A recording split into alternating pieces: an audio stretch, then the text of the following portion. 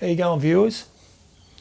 In this video I'm going to show you how to install some gearbox plugs, fin plugs. Now these guys are really helpful if you need boxes for your wooden boards. They don't take the new FCS fins, they take the older ones, but I'm pretty sure you can modify the new FCS 3s or whatever they call them, I don't know. I know other people who make their boards have a lot of trouble with getting the jigs and stuff for the FCS. So Gearbox is an awesome alternative. I actually think they're actually stronger. I mean, they've got the old screw in them, but anyway, whatever. So I'm going to show you how I put them in my wooden boards. Now, I'm making a wood wrap board, which is a foam core, and I'm pulling 1/4 inch timber over the top of it. So it's a bit like a hollow wood surfboard without the frame. It's got a foam core inside. Now, generally I don't like to glass my boards. I like to use tung oil and a bit of beeswax stuff later. So with the Gearbox in their tutorials, they're basically talking about installing them in a fiberglass board, sorry. You can either put them under the glass or you can put them after the, but I'm not going to go into that. I'm just going to show you how I do it so I can oil the board. So obviously you start off with the boxes. I've got boxes here with some cedar covers. Get them off Mark Riley down in Sydney from Riley Surfboards. He's a pretty helpful guy too. So if you need any boxes, you can get a tan coloured box. I've got 2 tan ones for the front of this. It's a tri-fin. It's going to have 2 tan ones and there's a grey one at the back. I'm just using the stuff I've got. I haven't spent any money on this board. I don't know, you can see it's all a bit of a parquetry going on here. That's because I'm just been using up all my scrap. The actual blank itself is a snapped board, which I repaired and stripped all the glass off and then covered it in timber. I'm actually quite happy with it. It's come up really nice. So it's got a lot of little bits of different coloured timber all over because I'm just basically using up my scrap. All right, so to start with, obviously read the instructions because they've got heaps of tips and they'll tell you how to do it. So don't take my word. If you've got a problem, ask them guys. They're really helpful guys. So what they suggest you to do, and I fully agree with it, is cut out do a test run on a bit of foam. So, and that's what I've got here. You can see I've done a few earlier ones. So it's a bit of extruded polystyrene, XPS, which is actually waterproof. I did make a board out of this, but a lot of work. Anyway, I'm not going to go into that. It works fine, but by the way, and a lot of guys are using it for making boards, make their own blanks. So generally, what's going on is I've just put this down. I've just drawn up a bit of a dummy line there where I'm going to put the box. It doesn't really matter. It's just for show. Now these jigs from Gearbox, they have this non-slip surface stuff on the bottom of them. Now this is to put on foam so it doesn't slip around. I'm using it on timber and it probably works, but I'm sort of a bit worried that it's going to move. So what I'm doing now, they suggest to use some double-sided tape and things that you can stick it down with, but I've found an easier way. I just use a bit of masking tape and I'll flip it over, make a little ring. It's a bit like what I use when I'm put my rail bands on. I put little blocks on there when I put the clamps on to stop scratching the board. So I just put these little bits of tape when they cooperate on here, and I'm going to try. I haven't done this before. I used to tape it on, put a heap of tape, but I read the instructions. I went on their web page and had a look, and they suggested to use double-sided tape. But I find this has worked quite well, actually. So we just flip them around. We make little circles out of them like that, you know, fold them back over on top of themselves. And then I'll put them on there. Now the jig comes with a, you know, the little holes here that you can see through. I don't know if I can get a bit of light. Oh, there's one there on that side. So these are little view holes that you can look down and you see little fin marks. Now just remember the jigs have got a rail setting on them which points towards the rail. So, and there's two lines here. There's a centre line and a side centre line for your side fins and for your centre fin. Make sure you get that right. So I just, so it doesn't really matter because this is just a test. So just get your view holes, and I didn't do a real good job marking it, but anyway, it doesn't really matter. I'll just put it down here somewhere so it sticks.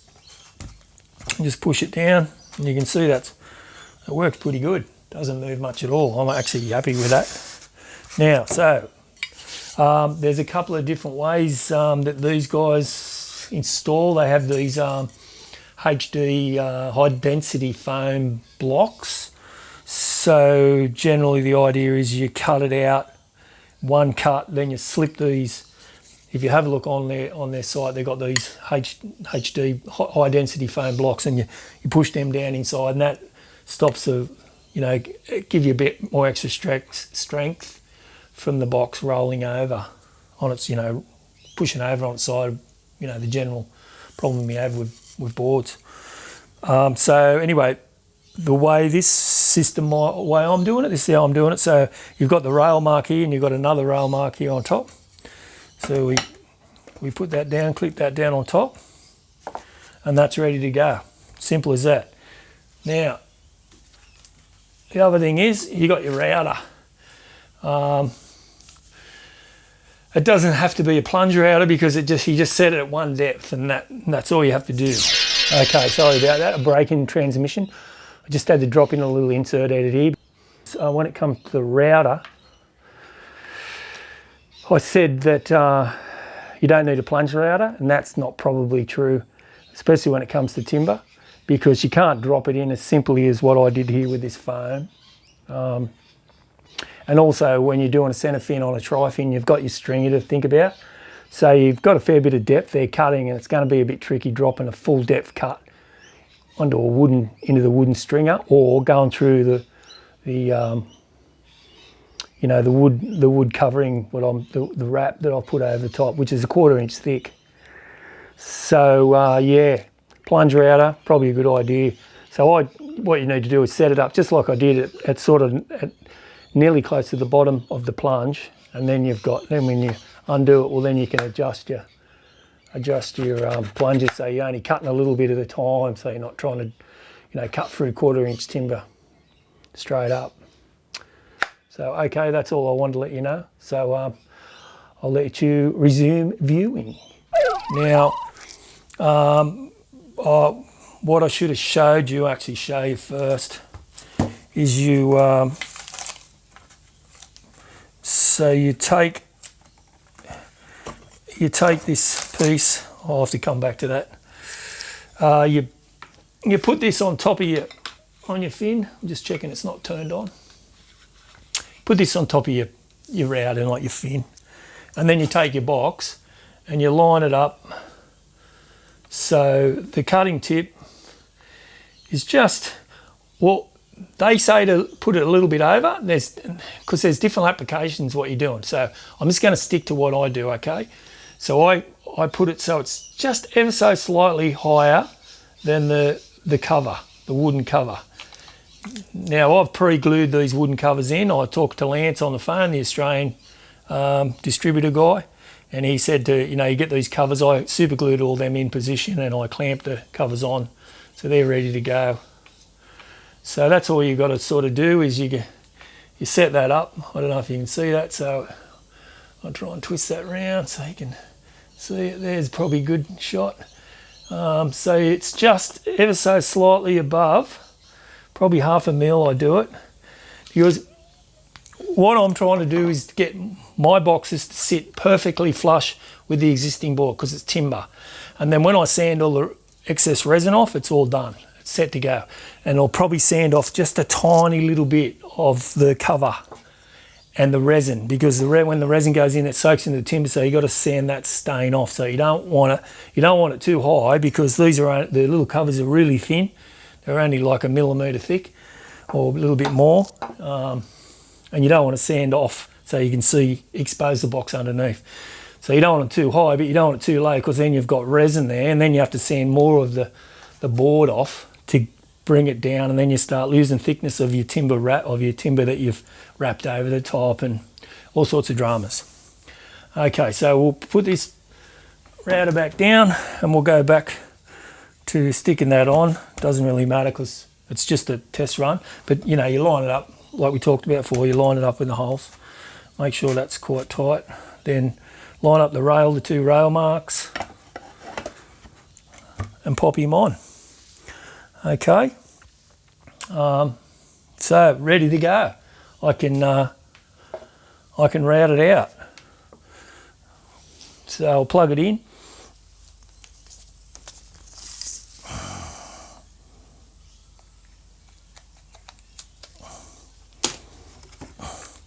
Okay, put my glasses on so I know what I'm doing. Now you probably need to wear a mask here and ear muffs and stuff like that, safety first. But so all you viewers out there, make sure you wear a mask and make sure you wear ear muffs so you don't damage your ears, and obviously safety glasses. Big thing to do. Okay, so here we go. You'll probably get a bit of noise here, and just make sure I'm ready to go. I've got everything in there. It should be right.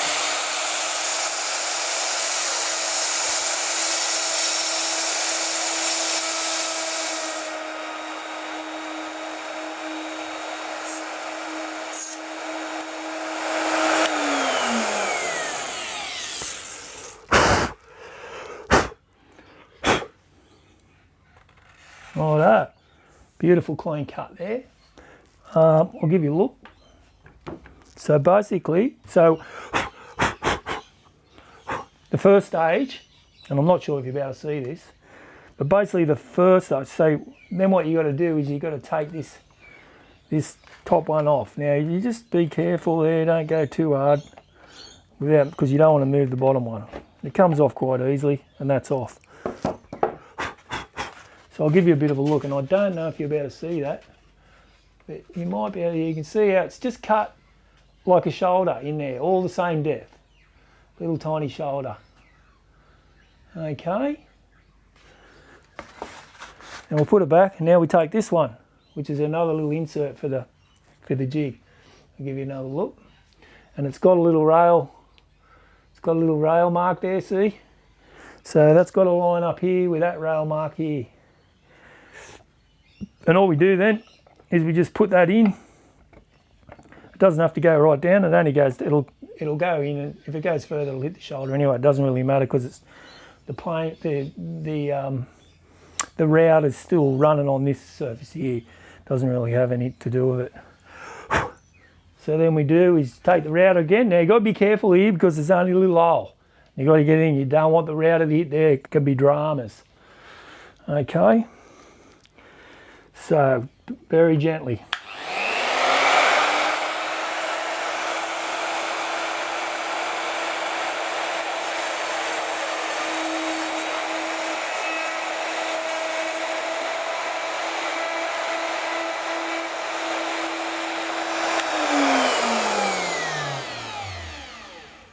Now I like to turn this off while it's in there because I have tried to pull it out before and touched it.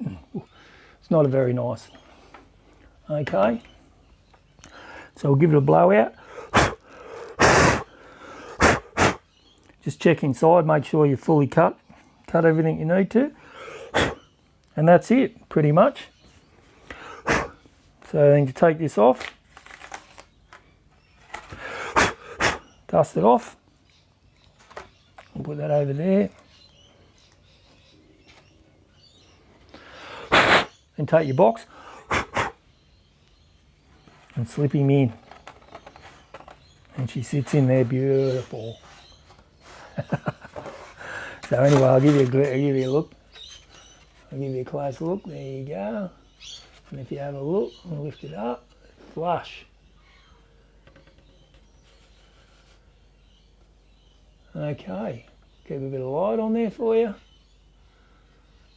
All right, and there you go. So obviously this is just a test, so that's all good now. So the router's set at the right depth. I've had a bit of a test run, so I know what I'm doing. And so the next step is I'll actually cut the boards. I'm not going to do that now. It's late Savo. I'm going to kick back. I've got to get some dinner going, so we'll come back and pick it up later. Eh? Righto.